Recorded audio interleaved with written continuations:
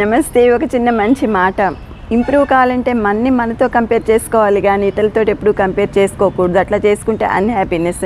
ఇది ఒక చిన్న ఎగ్జాంపుల్ చూద్దాము. గౌరమ్ధర్ సింగ్ గారి మాటలలో ఒక టీచరు స్టూడెంట్స్ని అడుగుతారు, నీకు 95% మార్క్స్ వచ్చాయి, హ్యాపీనా అని. అతను ఏం చెప్తాడు, చాలా హ్యాపీ అంటాడు. కానీ క్లాస్మేట్స్కి 96, 97, 98% వచ్చాయి కదా అంటాడు. అప్పుడు student no, I'm not happy అని చెప్తాడు.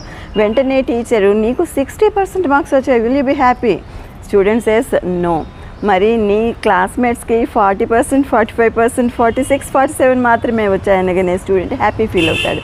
అంటే ఇక్కడ తన హ్యాపీనెస్ ఎక్కడ డిపెండ్ అవుతోంది, ఇతరులతోటి కంపేర్ చేసినప్పుడు చూసుకుంటున్నాడు. అట్లా కాకుండా మనతోటి కంపేర్ చేసుకుని హ్యాపీగా ఫీల్ కావాలి. లాస్ట్ టెస్ట్లో ఎన్ని మార్క్స్ వచ్చాయి, ఇప్పటి టెస్ట్లో ఎన్ని మార్క్స్ వచ్చాయి, మనలో ఇంప్రూవ్మెంట్ ఉందా అనేది చూసుకుని హ్యాపీగా ఫీల్ అవ్వాలి.